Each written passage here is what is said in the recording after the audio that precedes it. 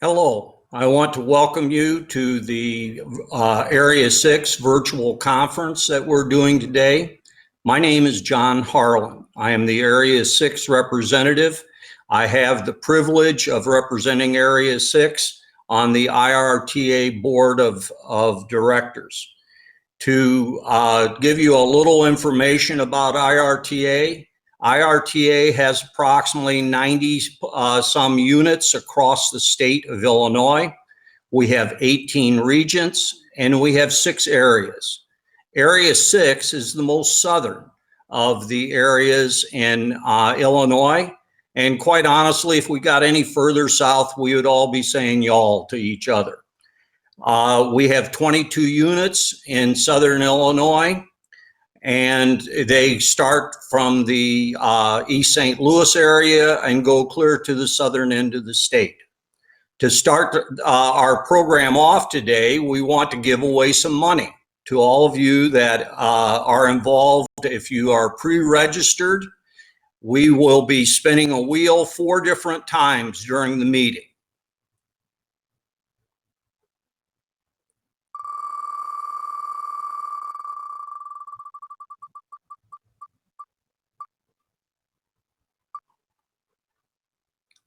And our first winner today is Suzanne Scott. And Suzanne, you'll be receiving a $50 gift certificate, which will be mailed to you. Let's do our second gift.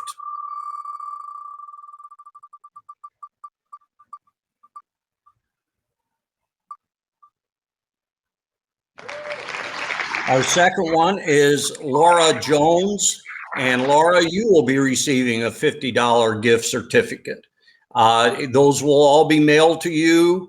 I want you to know that they probably won't get mailed until Monday or Tuesday. Our middle grandson is getting married this weekend. We're leaving early tomorrow morning to go down to Kentucky for the wedding. Now, as we get started, I think it's very important to talk about the importance and the value of the individual IRTA member. If we have strong IRTA membership, we're going to have strong units. If we have strong units, we're going to have strong regions. And if we have strong regions, we will have strong areas, and strong areas then feed into a strong state organization for IRTA. That is the only retirement system for educators that concentrates specifically on retirees. So you as an individual are extremely important to anything that we are able to do in the state, in the area, in the regional, or on the unit level. Today's programs will include a variety of things. First, you'll hear from the IRTA lobbyist and legislative team. Following them, you're going to hear from our political action committee. Following that, you will hear from a TRS board representative, which IRTA has supported in his election. And then following that, you're going to see a complete organizational assessment that was done for IRTA, looking at our strengths and weaknesses. And finally, we're going to hear from our AMBA partner, who has been an excellent partner for IRTA for a number of years. We'd also want you to know that this conference is being taped. If you have a friend that have for some reason missed it, he or she will be receiving information from the IRTA office telling you that you can go on and view the entire conference. We ask that during this, that proper etiquette is followed at all times, just as it would be in a person-to-person meeting.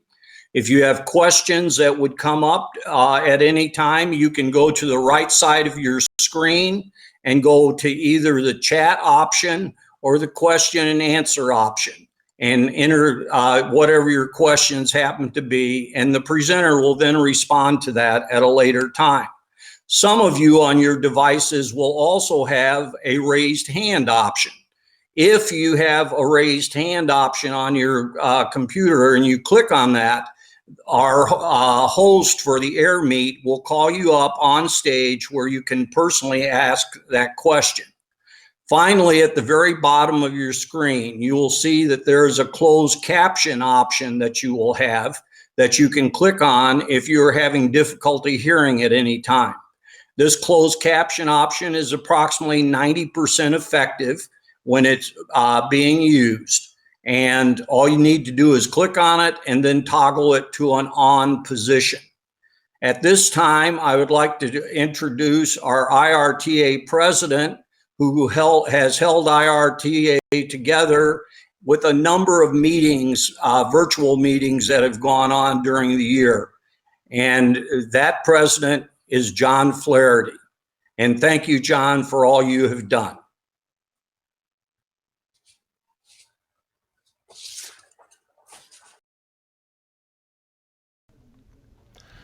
Good morning. I want to thank all of you for being members of our Illinois Retired Teachers Association. We are able to stay a strong and vital force that fights to protect our pensions and benefits because of the strength and support of our members. I extend an enthusiastic welcome to your area representative for hosting this event, our Vice President, Bill Funkhauser, members of the Board of Directors, IRTA Executive Director Jim Bachman, and the IRTA staff, and all others in participation today. It is exciting to be here with you at this, our first virtual area conference of this association.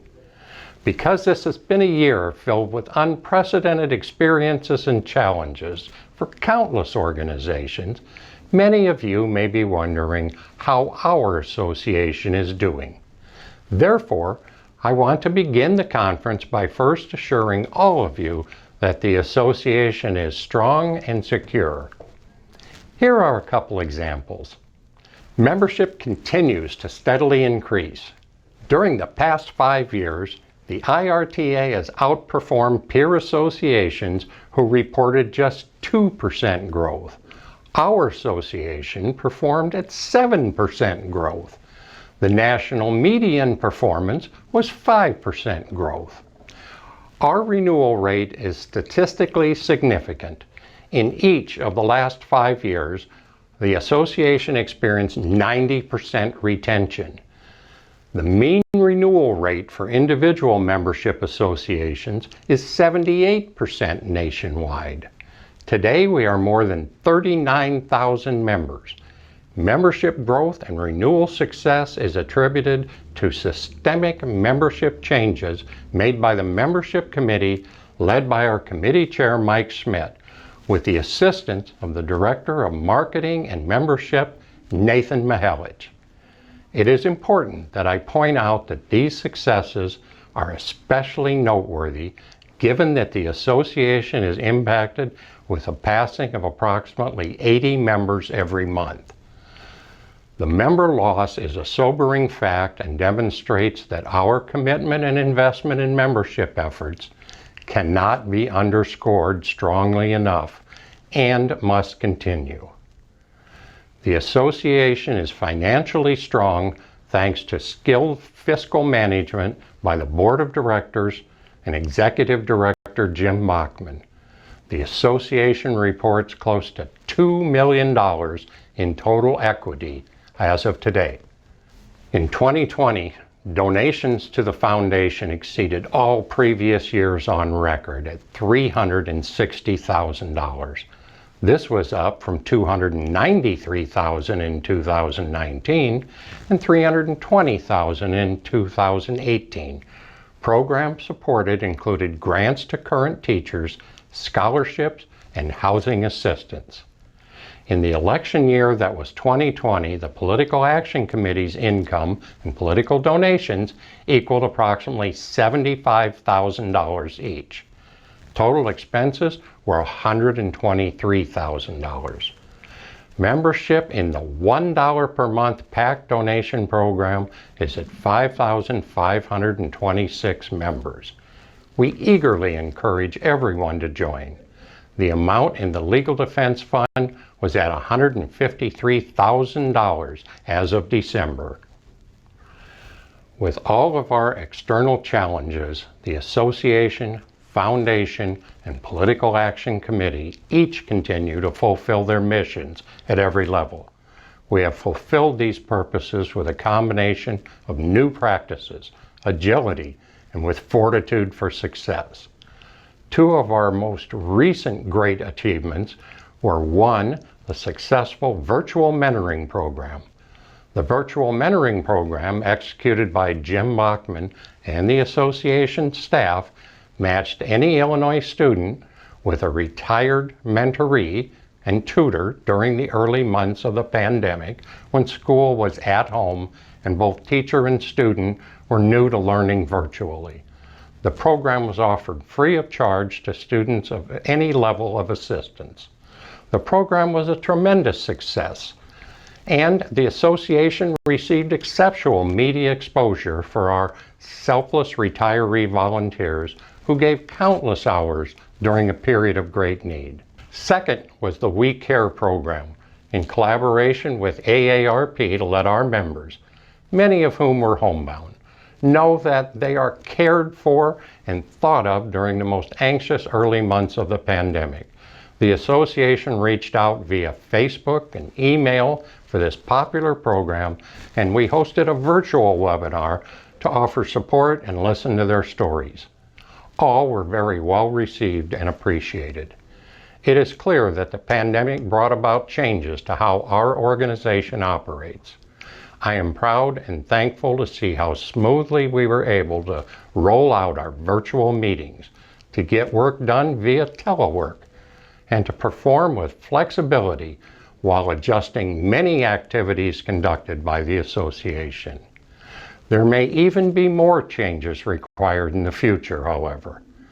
Therefore, to make sure that our association remains valuable and meaningful, we need to reevaluate this organization, beginning with the Constitution and the bylaws, and we recently conducted a needs analysis of day-to-day operations. The Executive Committee hired an independent consultant to analyze our constitutional structure and existing operations. Final recommendations from the consultant included changes to our Constitution so we can operate more virtually, a more realistic role to the responsibility of volunteers, and a full analysis of boards and committees to determine if each is meeting the needs of our membership. As delegates to our biennial convention in Springfield in October, you will be voting on several of these proposed changes. I would encourage all of you who are interested in attending to work with your local units and become delegates to our convention. October's biennial convention is the most important business meeting for the association, and this is where we elect leadership, set policies, and procedures for our organization. As we look forward, we will use the resulting recommendations, the progresses already made because of the pandemic, and our overall flexibilities as a platform to us to speed up our transformation to an organization so that we will continue to grow and prosper and always be prepared for the unexpected. Thank you for allowing me to describe the present status of the association. Thank you again for attending this virtual conference. Let's begin with the formal program. Our first presentation is from our Legislative and Government Affairs team that will give a legislative update. And if you followed the recent legislative session, as I did, I know you may all have some concerns. It is my pleasure to introduce the association's Executive Director, Jim Bachman, our association's contractual lobbyist, Andrew O'Davis, and our Legislative Affairs and Grassroots Coordinator, Courtney Hayes. Jim, Andrew, and Courtney. Well, thank you, John, and good morning, everyone. Today with me, I am Jim Bachman. I'm the Executive Director of the Illinois Retired Teachers Association, and with me today is Courtney Hayes, our Government Affairs Grassroots Coordinator, and Andrew Bodavis, our contract lobbyist. It's great to be here with all of you. Today we're going to talk about a little bit about legislation and items that Courtney will be working on in the next couple of months that are pertinent to the association. Let's start off by, I know the last couple of years, Andrew, that we've been working on some health insurance trip refund with the Department of Central Management Services. Can you tell us a little bit about where that legislation is? Absolutely. So we filed language on Senate Bill 2168 this year that would have allowed for, or does allow for, folks who overpaid their trip or trail premiums to get a refund of that. Currently, CMS limits those refunds to 6 months, and we wanted to expand that to 7 years. And we filed similar legislation a year ago, but because of the pandemic, the General Assembly didn't act on that or really much of anything else. So this year filed Senate Bill 2168. It moved out of the Senate. Unfortunately, it hit a little bit of a snag in the House, but we took the exact same language, brought it over as an amendment to Senate Bill 1056. That was a joint effort from Democrats and Republicans who support the IRTA. They got that amendment filed on 1056, and that bill is now on the consent calendar and is moving along, and we're looking forward to passage. Well, and I know in the past, in the last few years, and we had passed it previously and the governor had signed it, but we had some difficulties with the department or phrasing of the actual language and so forth. Is the department now on board? Yes. So we sat down with the department, had multiple phone calls with the sponsors and with the department, and they understand the group that we're trying to help, and they have agreed that once this comes into law, that they're going to move expeditiously to get those refunds processed. Is there any other pieces of legislation right now outside of the budget that we are looking and following? Yeah, so there's a couple of bills out there, and these are familiar bills. We do this every 2 years, but these are the bills that extend the return to work extension. So for folks who have retired, who want to come back and teach either in a subject shortage area or not in a subject shortage area, those things sunset every couple of years, and we have to extend them every couple of years. House Bill 2569 is the subject shortage area, and Senate Bill 1989 is the standard 120-day extension. So both of those bills have moved through without any no votes, and both are on the consent calendar and both are poised for passage. And I'll just stop right here for a moment just to say that if you have any questions, please use your chat or raise your hand function to ask your questions, and at the end of our presentation we will attempt to answer any and all of those questions. So thank you. Before we go back to Courtney, give me a little bit of idea of what we're doing with the PAC right now, or what are we looking forward to? What are we doing to raise funds? So right now I'm trying to reach out to all the locals.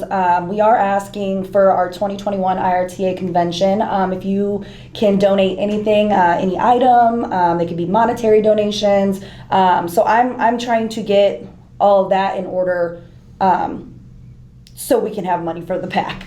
And it's, and obviously those are tremendous things, and it's a lot of fun when we're at convention, when people are bidding on different items and so forth. But it ultimately helps our cause. Yes. And what is that cause? Ultimately, that's electing legislators of the future and today and the present that support IRTA members' benefits. Andrew, tell me where we're at on budget these days. Well, every as you well know, every minute it changes a little bit. From a global perspective, there's a lot of federal money that's coming into the state of Illinois right now, and that should help the state.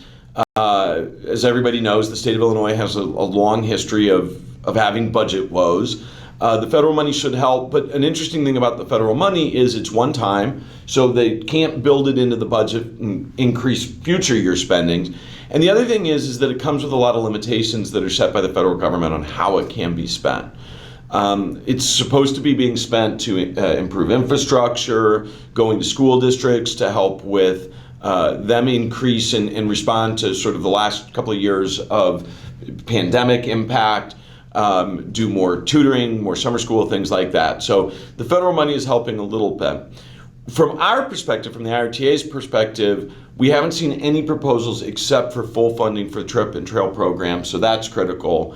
There is discussion about a very minor change to the TRS certified amount, and it has to do with a small timing change that the General Assembly is considering. It might reduce the contribution a fraction of a percent, but realistically, the way I would describe it is right now we're looking at full funding for both TRS and TRIP program, which is a good place to be. The governor historically has talked about changing that, but this year we seem to be on pace to get the full funding for both of those programs. And I know, just as a side, that I have seen that the Thompson Center in Chicago is now for sale, and I know that the governor spoke of last year, I think, in his budget address, that some of that money would actually go to funding of the pensions. Is that still on board, or the sale of some of these? You know, I think this year's not unlike every other year, where despite the fact that I think we will get full funding, I think it'll be pulling everybody over the line to get there. I always really appreciate when people talk about extra funding, but in 20 years I haven't seen it. I always leave the option open that maybe they'll change. Right. But I wouldn't spend that Thompson Center money just yet if I were the funds. Okay. Courtney, I know also that you're going to be working on another project this summer. Can you tell us a little bit about your project? Sure. So I'm working on developing a legislative contact list, which basically means I'm going to be reaching out to our members in certain areas of the state, just so we have a list to know who would be open and willing to go meet with their legislators if we have any issues concerning whatever it may be. We also have a whole bunch of new legislators who we would like to get our name out. So I would look out for emails from me this summer and go from there. Yeah, I think the list of grassroots contacts that we can reach out, especially in a year that Andrew, obviously, that one of the last and the final issues, that one of the biggest things that are going on in the General Assembly is the redistricting map. And so from that map, obviously, that we're going to have a lot of new legislators being elected and a lot retiring and so forth. So why don't you tell us a little bit where we're in that process? Yes, so in the Illinois General Assembly, every 10 years there's a new map. And that means that, and then that is happening right now. As a matter of fact, we just seen the map. We're still going through it, still analyzing it. So it's brand new, hot off the presses. But what that means is that folks' legislative districts are going to change. I'll just use Springfield as an example. So Springfield used to be divided up, between a couple of different representatives and senators and everything, and that area is completely changed. Quad Cities is another area that doesn't look anything like it used to look. And that's true throughout, and especially as we talk in the suburbs in the city of Chicago, because each rep district is about 100,000 people, each Senate district is about twice that, 230,000 people, 220,000 rather. The districts in Chicago and the suburbs are much smaller than they would be, say, in the southern part of the state. So those areas have really changed a lot. And that means for a lot of you that your rep and senator may change. And so this is a political thing, right? This is a political animal in that these maps are drawn by Democrats in Illinois right now, this time anyway, and last several times. And they are designed to put as many Democrats in the House of Representatives and the Illinois Senate as possible.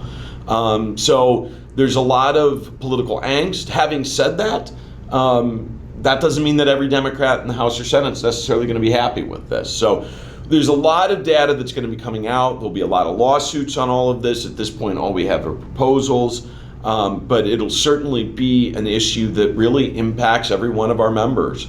As that changes and as that forecasts what the future of the General Assembly looks like. As part of that process, there'll be retirements, there'll be new folks that are coming in, and the state IRTA is going to be really working to develop a lot of new relationships. And we've had some experience with this every couple of years for the last few times. We've had a lot of new people come in, but that will amp up over the next 2 and 4 years. Well, I think that also obviously adds to the whole conversations, the whole use of what data we're using in the census data, that we really haven't got a complete data report and so forth, and so there are estimations, and so I'm sure that a lot of it will be in the courts and be settled by the courts at the end of the day. Just a final last note on some of the things that is a crucial that I continue all that if you've not signed on to Voter Voice yet, I please advise you to do that. The critical times of the session, we reach out to all of our members that we have emails to on Voter Voice and telling them about issues and telling them, once you're registered in the Voter Voice platform, you actually immediately are put in your legislative districts, and so when you respond to them, they immediately get your email. So I ask you wholeheartedly to sign on to the Voter Voice. So once again, thank you for all, and we'll move on now to obviously answering your questions. Here we go.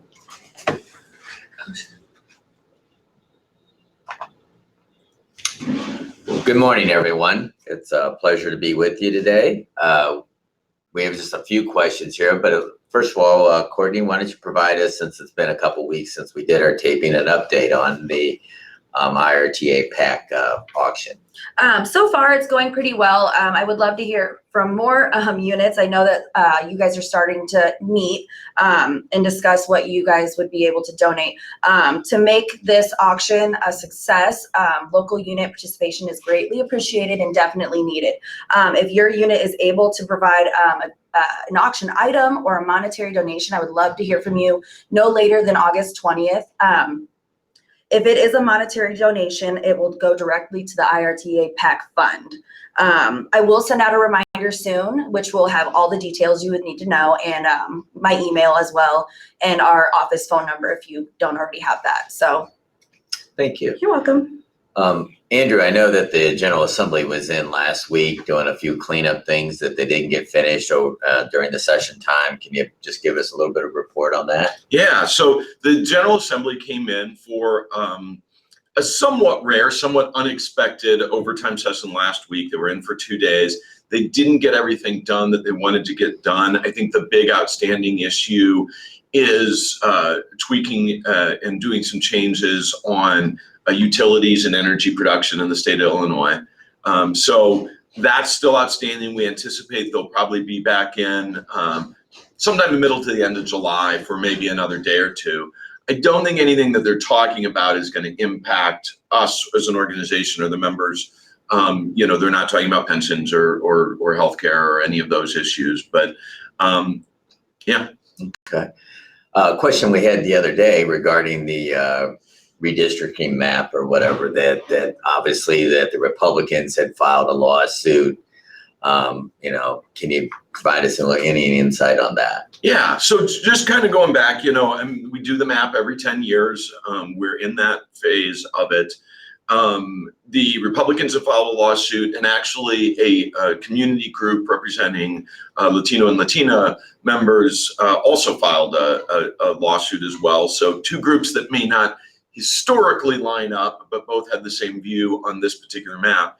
The crux of the issue is that the federal government, based on the pandemic, the federal government was not able to provide final census numbers in the timeline that they normally would.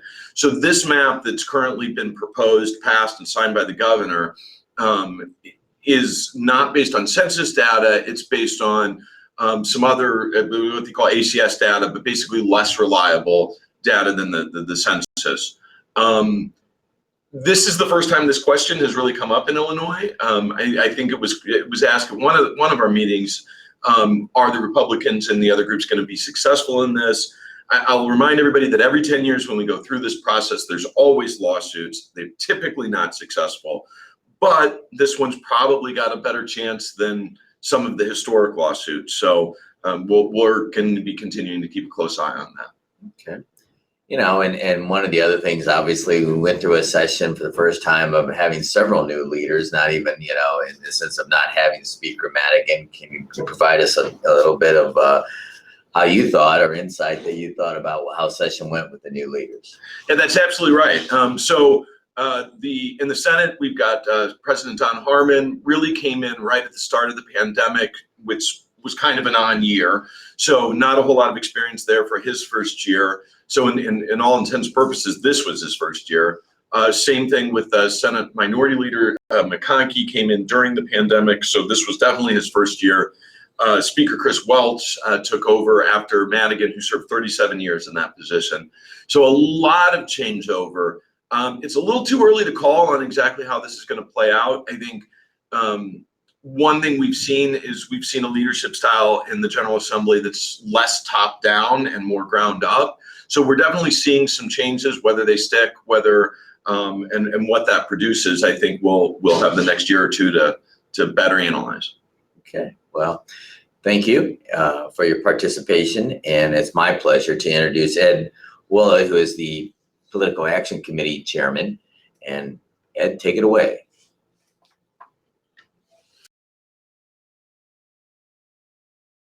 Hello, my name is Ed Woolley. For the past several years, I have chaired the IRTA PAC committee. The committee is composed of 18 regional representatives and the chair. There are current vacancies on the committee from regions 4, 5, 8, 10, 11, and 12. If these vacancies remain unfilled, the members from those regions will have no voice during the 2022 endorsement and election cycle. Please consider a member you know who might want to fill a vacancy. The Illinois Retired Teachers Political Action Committee, IRTA PAC, was conceived as a way for our members to support General Assembly candidates who pledged to support retiree benefits and issues.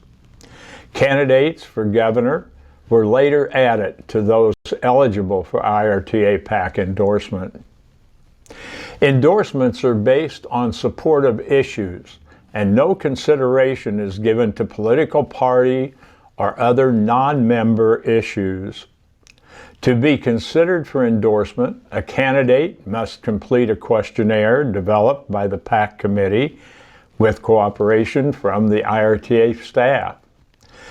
Once reviewed, approved candidates are scrutinized by looking at their voting records and/or campaign platforms, recommendations from local units, and staff input. Final endorsed candidates are eligible to receive PAC monies, letters of endorsement, use of IRTA logo and campaign literature and advertisements, IRTA yard signs, and more. During the last election cycle, 35 of the 45 IRTA endorsed candidates were successful in their election bid. The lifeblood of IRTA PAC is the monetary donations received. Many of you will remember passing the hat at local meetings to support the work of the PAC. Several years ago, a second option was added, the $1 per month club. Members can sign up to have $1 deducted from their monthly pensions designated to go to the PAC fund. Over the years, the $1 club has outpaced all other methods and provides about $5 for every $1 raised by other means. We can do better. Of approximately 38,000 members, only about 5,500 have signed up. That number should be much higher.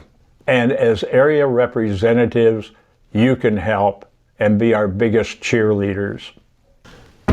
Another means of funding occurs at our biennial convention. The monies raised by the silent auction of local unit donated items go to the PAC fund. Many of you will remember 2011 through 2013. The General Assembly had voted to substantially reduce public employee pension benefits. That assault was successfully challenged and ultimately averted by the IRTA. The case bears the name of IRTA member Doris Heaton in Heaton v. Quinn, but the cost was high, over $500,000.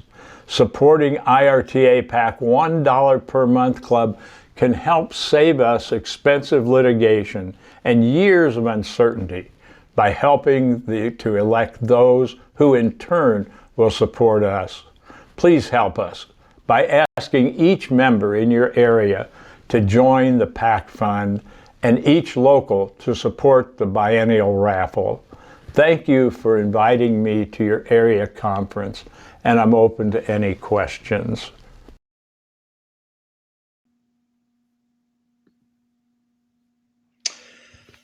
Good morning, and again, thank you for inviting me to be a part of the Area 6 conference.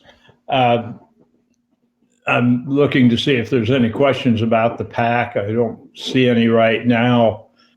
Just to reiterate a few things. First of all, the PAC fund is really our first line of defense against unwarranted and unwelcome legislation.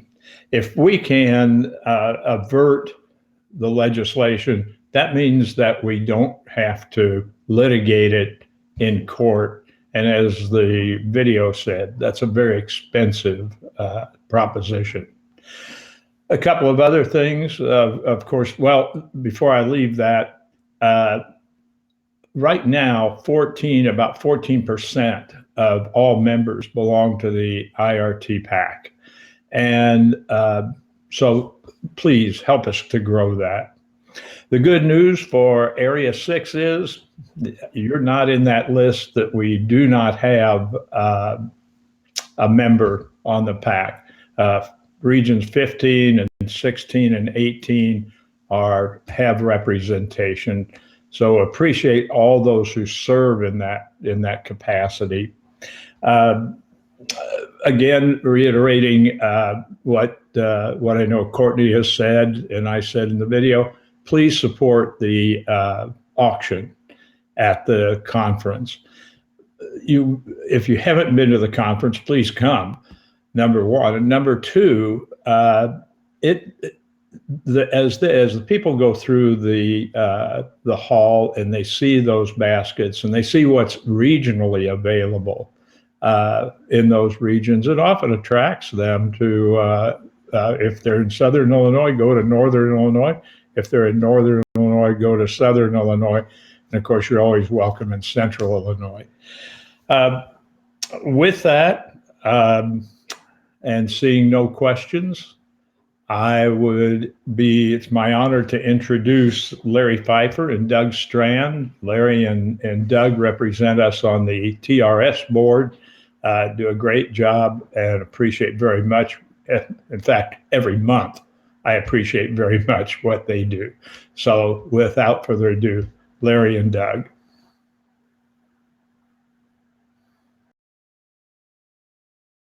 Thank you, Ed.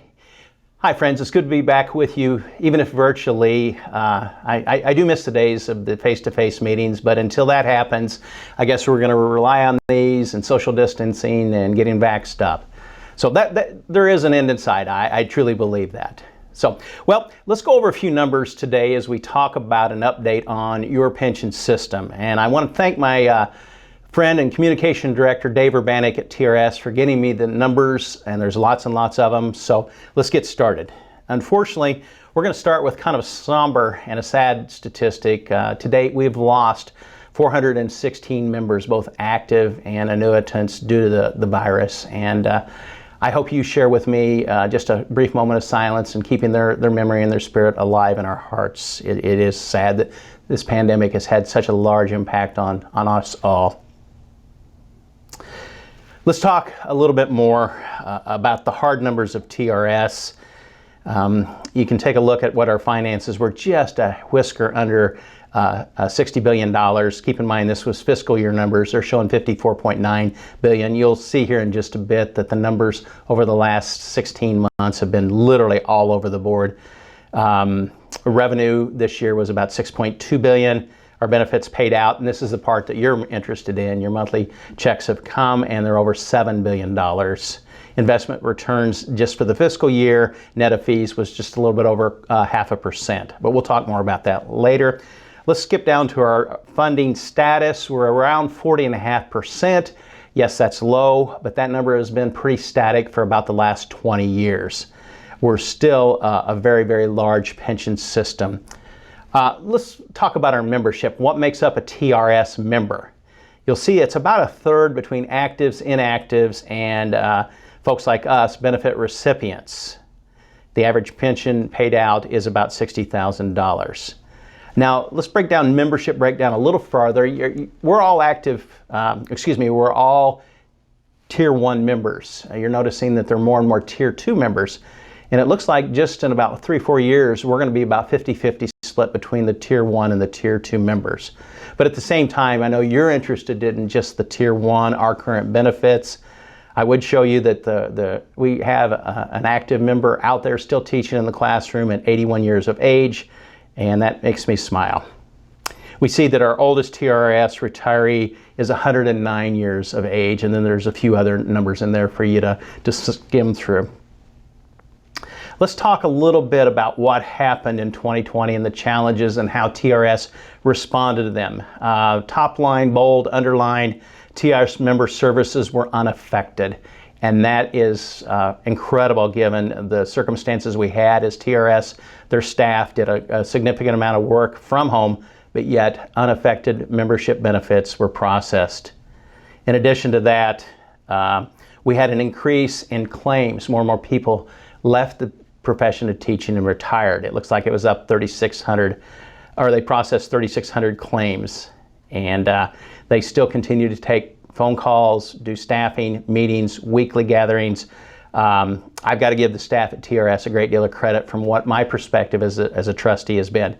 Again, if you ever have problems with TRS services, reach out to myself or any other trustee. We'd like to help get you the assistance, but usually we don't have to worry about that. The staff has done a great job, and I give them full credit for working through some really tough times. Our next slide shows you what I call kind of a yo-yo effect of the markets and investing. Look what we were January of 2020. We had about $54 billion in assets, and just a few months later, we were down to 48.5. That's an 11.8% drop.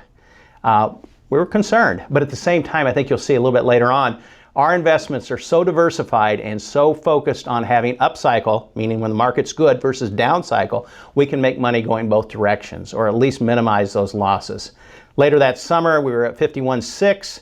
Then September, the fall of the year, we're about even at 53.5 billion. And then a year later, we're up to $57 billion, a 17.5% increase from March, the low spot. And then following our latest number is we're just shy at the end of March of $60 billion at $59.3 billion in assets, a 22.3% increase from the market low. The next slide will talk about the investment returns, kind of us versus them, and that's always good to look at. If you look at all those numbers crammed in there, I think the most important thing to look at is our long-term, skip down to line 30, our 30-year returns for 18, 19, and 20 are well over 8%. And that's what we as TRS look at, the long-term investing returns, not only for us as annuitants that are already out there retired, but that first-year teacher that has their first deduction taken out and put in the pension system. We have to say, yeah, the pension system will be solvent and be available for you to retire someday as well. And I think it says that very well. Whether you're 85, 65, 45, or 25, TRS will be there for you. Our current rate of, our assumed rate of return is 7%. So we're performing well over the long term. Okay, let's go to the next slide and look at what TRS did in relationship to the world, the rest of the world. See the blue arrow there? No one wants to brag about having a down cycle. We were down 9.95, about 10%. NASDAQ was down 17.8. S&P 500 was down almost 20%, and the Dow Jones was over 26.2%. So you hate to say that you lost less, but we did. We lost less. Something else to keep in mind is TRS has to be very liquid because every month we have to make those payrolls. So we can't have it tied up into long-term commitments. We have to have the liquidity. Liquidity is also good in case there are bargains to be had, and there were several of those that we were able to pick up during some of the market swings that were so volatile. Again, it's worth noting at the bottom of that slide that our 10-year, 20, 30, and 40-year returns, except for the 20-year, which includes in that cycle the down market of 08 and 09, but yet long-term results are very, very good. Let's take a look at our next slide, the challenges that TRS was able to deal with. Retirement, we're up 9% more than a year ago, and over 31 more retirees per month. There's an awful lot of folks that did the big surges, and you can see that they went out during some tough times. What impact do you have with your benefits into the community? TRS economic impacts are big in this state. We have over 250,000 TRS members that live in Illinois, and we have $11.1 billion in earnings, billion with a B. And the economic impact is over $16 billion. You can see that there's a lot of additional data sets that are there, and those numbers are important, I think, to share with elected officials when they talk about the pensions, and you can share about the impact that you personally, as well as the collective group of teachers, active and retirees, have on the Illinois economy as we spend during good times and bad times. Given that, I think it's important to remember if you have any questions about TRS, I encourage you to contact Member Services, whether they're working in Springfield or from home. They've done a great job in getting you the information you need. My friends here at the Illinois Retired Teachers Association can field your calls, or if you have specific questions for me or would like to start scheduling some upcoming fall and winter meetings, I'd love to get out on the road and see you again. But until that time, stay safe, mask up, get your vaccinations. Be well, my friends. Hi, my name is Douglas Strand. I'm a retired school teacher from United Township High School in East Moline, Illinois. I am the other retired annuitant who was elected to the TRS board a couple years ago. I am very proud to be a representative of the IRTA and am here to help talk to the different groups concerning the TRS and what we do. One of the challenges that we have today is inflation. You may have heard it on the radio, on TV. It's here. Some people say it's coming. I say it's here. And we need to be very careful about that when we look at investments and the TRS assets under management, known as AUM, assets under management. Larry gave you some statistics. We were up here, we dropped down to 48, we're back up to close to 59.2. And we're, the people there who are making the investments are doing a good job being very careful, looking at inflation, looking at risk, looking at the rewards of the different investments that we make, of which there are over 150 different managers we work with outside of the TRS. It's a big job, and I think they handle it pretty well for the situation they just went through and have gone through over time the last couple decades. I would like to talk to you about another challenge that we have on the TRS board. It is to find a new executive director. We have been without an executive director for a few months now, and we are in the process of trying to find one. There's a search going on at the moment. We have hired an outside firm called Korn Ferry, Kornferry. We've been in discussions with them. They have given us some brief updates. There has nothing been finalized yet. We're waiting to have the candidates brought to us to interview and talk to a little bit more.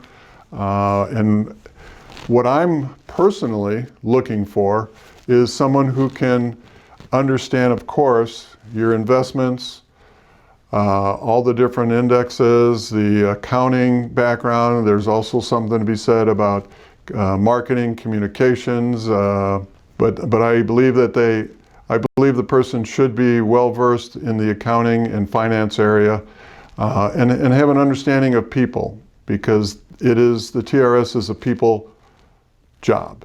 You know, you are dealing with thousands of people in their livelihood, not just the 190 some people or more who work at TRS, but the retired educators from across the state. Many of them, again, as Larry pointed out, live in the state. I personally, there's been talk to where should that person come from, whether it's you know, he or her. There was talk about them maybe living outside of Springfield. I personally would like to see the person be part of the Springfield community. Thank you for your time and effort. Have a good summer. Thank you much.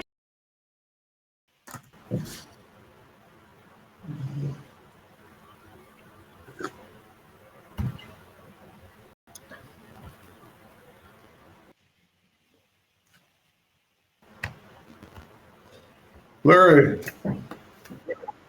Greetings, Doug. Greetings to you.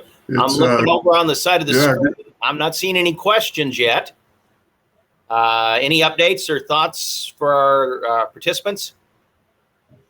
I always enjoy hearing about the political action where the $1 a month that we put in, that every IRTA member should put in $1 a month. That is the cheapest insurance we will ever have. The other thing is that we are looking at the new executive director coming up shortly. We have a meeting tomorrow at 3 o'clock to kind of maybe go over some things. So unless you've heard some new stuff, I'm up north in northern Wisconsin where it's raining. I hear it's raining in Illinois. But I'm happy to be part of IRTA and serve on the TRS board with you. And congratulations again on your election. Thank you, sir. It is a pleasure. I'd like to thank the members that are listening in on this and for the encouragement that I've seen as we hear from folks around the state. I do appreciate that. I would also like to use this opportunity to thank everybody at IRTA for what I think has been a series of very successful regional workshops. I'm impressed with the technology, the way it's worked, the way it's brought us together, the way we've been able to communicate. So tip of the hat to everybody at the IRTA office. You folks have done a great job, and I do recognize your hard work. It's paid off. So with that, I'm not going to ramble on much longer. I think it's probably our turn to turn it over to our next presenter, Bill Funkhauser, who is our vice president, and he's going to bring you up to date on a survey that was recently completed. And it's pretty interesting stuff. So with that, Bill, take it away.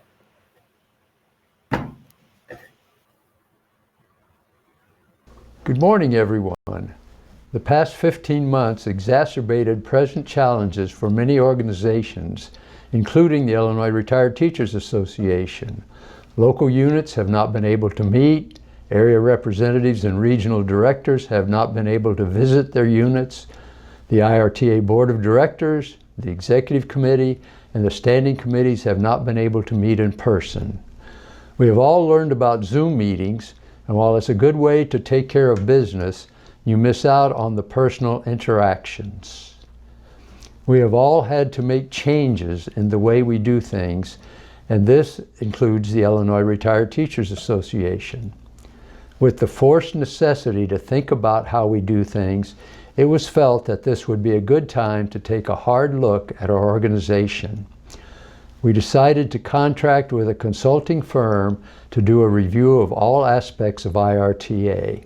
We sent out a proposal for bids, and after receiving the bids, it was decided to contract with Brewer Pratt Solutions to conduct a review of our organizational effectiveness and provide recommendations for systemic and constitutional changes to ensure the organization remains viable, resilient, and financially strong.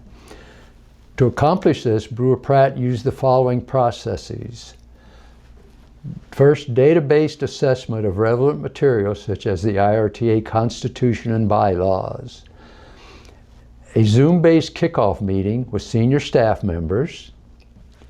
A Zoom-based focus group with board members, 4 or 5 per group, In the first session that I participated in, there were 5 of us, with Elise Brewer-Pratt, the Chief Executive, and Andrew Chamberlain, Chief Strategist for Brewer-Pratt. Andrew is British and had a very nice accent that we enjoyed. With just 5 participants, we were able to have a lot of involvement from each person. An online staff survey and follow-up with one-to-one phone calls. An online full membership survey where an email with a link to the survey was sent to all members who have an email address on file. An online board competency self-assessment exercise where again an email with a link to the exercise was sent to all board members. And an online survey of volunteers who staff the committees where again an email link was sent to this survey to all committee members. After gathering information, Brewer-Pratt then compiled a 30-page report with 41 recommendations for possible changes in our organization. The recommendations were grouped into the following categories. First, organization with 11 recommendations, volunteer engagement and management with 12 recommendations, staffing with 6 recommendations, and governance with 12 recommendations. Some of the recommendations are for procedural changes and others constitutional changes. It was easy to see that Andrew had written at least part of the report because his British accent came through with terms such as whilst. After having time to individually review the report, the Executive Committee held a Zoom conference with representatives of Brewer-Pratt to go over their recommendations and to ask questions. Then, after having time to consider what was said in the Zoom conference, the Executive Committee held its first in-person meeting since 2019. This gave the members a chance to again ask questions and discuss among themselves the recommendations of the consultants and to decide which of the recommendations the committee feels should be implemented. As a result of this discussion, the Executive Committee will be sending its recommendations for procedural changes to the Board of Directors and recommendations for constitutional changes to the Constitution Committee, who will then decide which possible changes to present to the Delegate Assembly at the convention in October. I will be glad to try and answer any questions that you may have.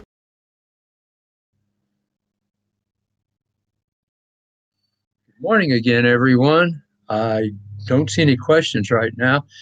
I would tell you that with the recommendations we got from Brewer-Pratt, the Executive Committee did review them, did meet and go over them, discuss them, and has decided that some of them procedural changes we want to go ahead with.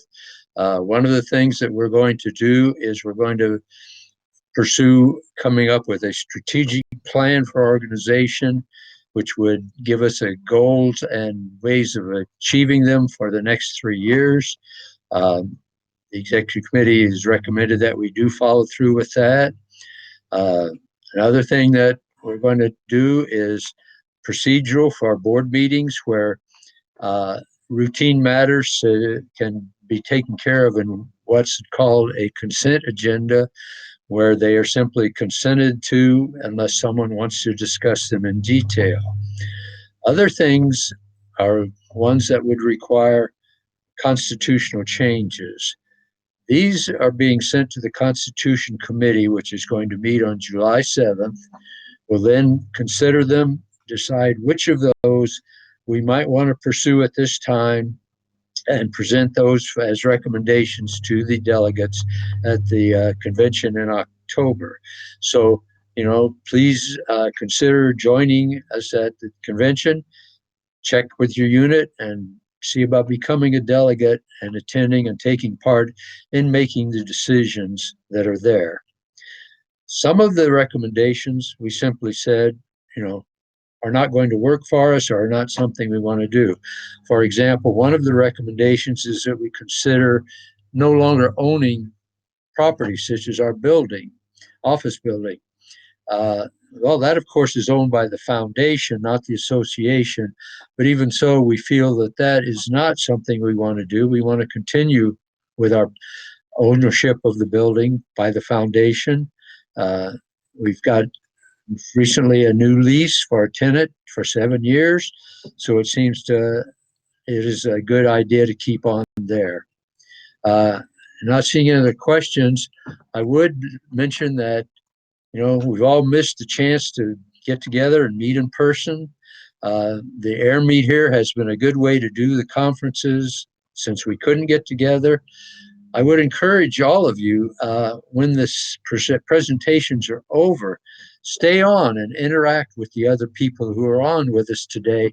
You can do this either by doing the speed networking or by joining people at a table in the lounge at the conclusion of the presentations. I would like now to introduce our next speaker, a gentleman that many of you have met, I know, at your local meetings. He's traveled throughout the state as a representative of AMBA, our benefits partner, and he recently has been promoted to a new job as vice president of the Midwest region for AMBA. And I know he's going to still be around, and we'll be able to interact with him yet in the future. But for now, he's enjoying this new position. So let me introduce to you Larry Newman.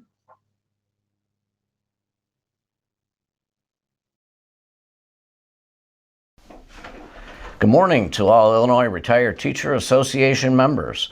My name is Larry Newman, Regional Vice President with AMBA. I've been with AMBA since 2009, starting out as an agent, then as a district manager for the past 8 years, and now in my new role as Vice President of our Midwest region. As I'm speaking, please type any questions that you may have in the chat, and I or one of my colleagues will do the best to answer any questions at the end of my presentation. In my role, I work closely with the staff and Member Benefits Committee to make sure that all members and prospective members have the best-in-class discount programs and benefits designed to work with your current health insurance. AMBA has been in business since 1981, and the partnership we have with the Illinois Retired Teachers Association goes back to 2004. One of the original benefits is the dental program from Emeritus and the vision plan with VSP. I can assure you all that both of these programs remain staples within our suite of benefits and are still a primary reason that a new retiree will hopefully become a member of your association. Over the years, we have added several new discounts and benefits, so be sure to go to your newly designed website and print off a copy of your benefits in the members only section.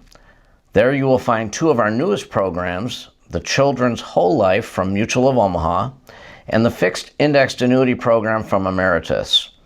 I will be providing a few slides about these programs in just a few minutes.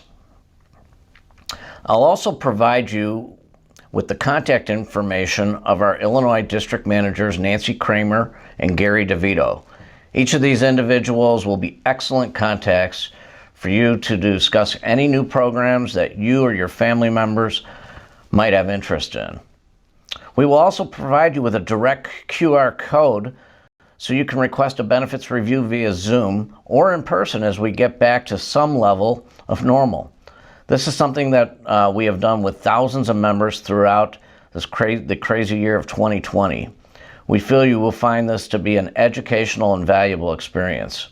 So stay safe and healthy. We look forward to helping you throughout 2021.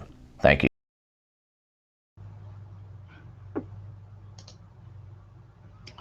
Good morning, Area 6 members. My name is Gary DeVito. Larry made reference to me as one of the district managers here in Illinois, and just wanted to provide further information about some of those newer benefits that Larry had mentioned. And with that, I will share my screen and give you a little bit more information. First off, we have the Children's Whole Life program from Mutual of Omaha. This has been a real popular program since it's been rolled out, and this is for kids that are ages anywhere from 2 weeks to 17 years old.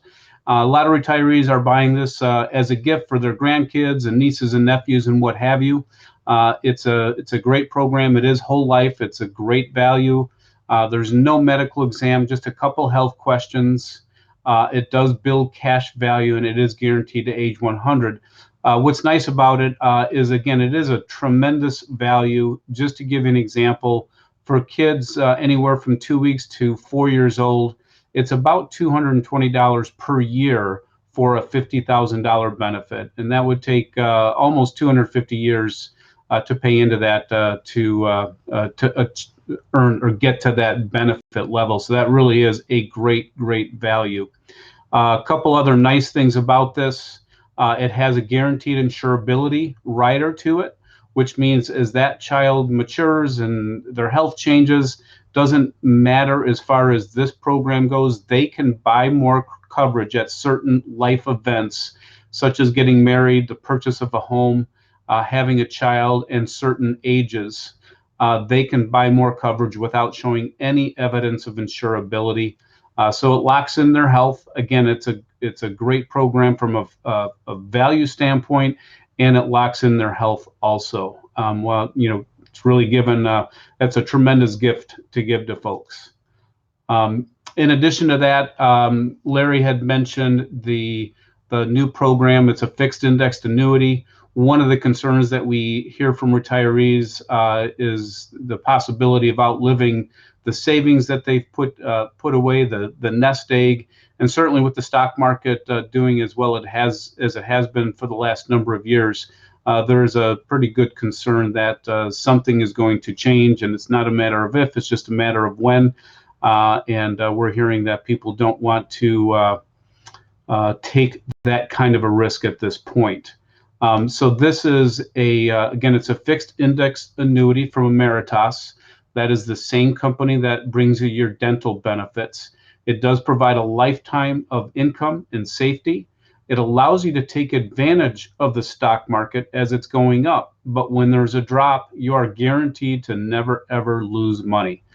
So it gives you peace of mind, gives you a great competitive return. It's a great hedge against inflation.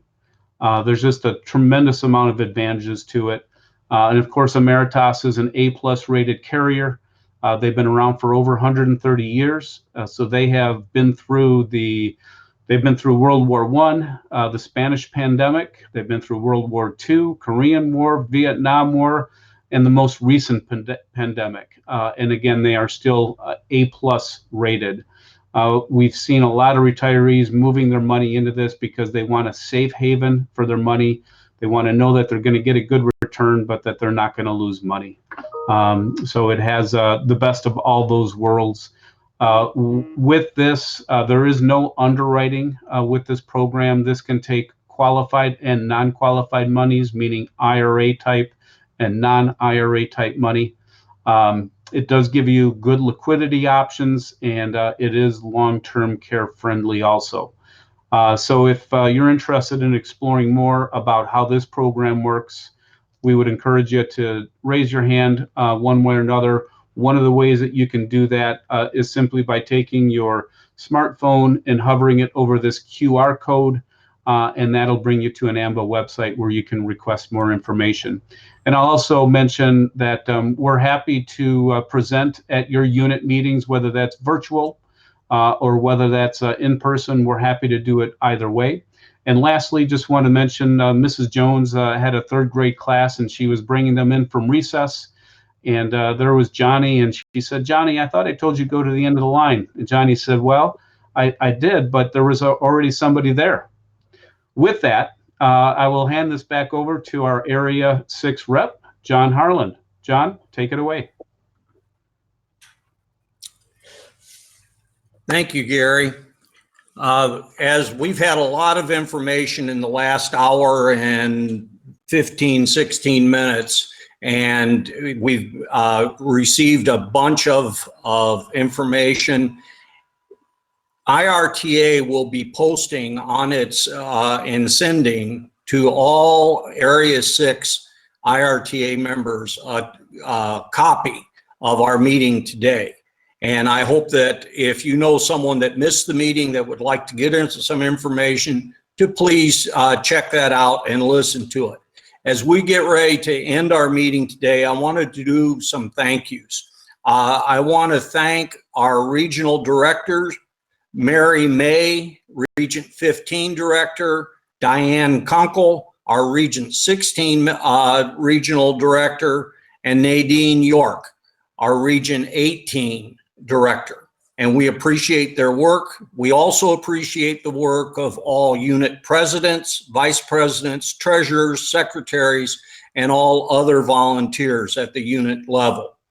And we cannot leave without thanking the IRTA staff that has done just an outstanding job on conducting this. I want to thank Nathan, who is our Membership and Marketing Association Director, for producing this webinar. And I want to thank Tricia Clem, who is our Member Service Coordinator, for manning the virtual help desk today, and all of the other members at the IRTA office in Springfield for a great job that they do.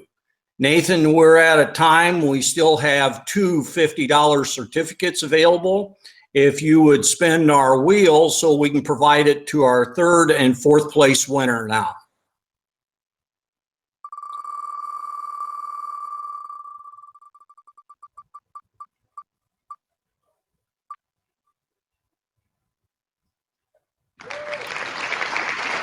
Congratulations, Darcy.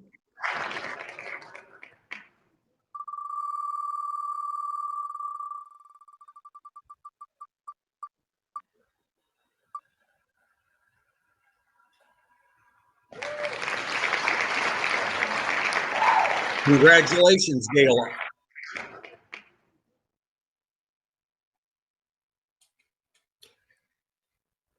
We are very close to the end. We would invite you to stay on if on your computers to socialize and to network in the virtual lounge if you'd be interested in doing that. Also, there's a possibility that you can do the networking by just clicking on Start Networking. And when you do that, you'll meet a random member. You will have a 5-minute discussion. At that time, it will shut down, and you will either be hooked with another person or you will be moved into the virtual lounge. With that being said, I want to thank you very much for your participation today, and we hope that you have a great rest of the day. Thank you.